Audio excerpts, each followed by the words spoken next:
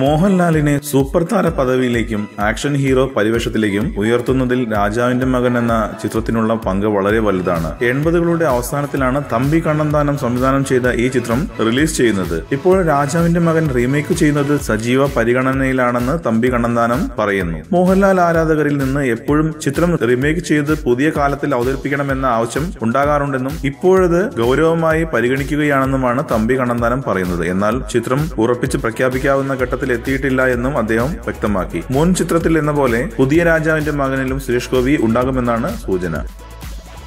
കൂടുതൽ സിനിമാ വാർത്തകൾക്കും വിശേഷങ്ങൾക്കും ഇപ്പോൾ തന്നെ സബ്സ്ക്രൈബ് ചെയ്യൂ മലയാളം ക്രിയേഷൻസ്.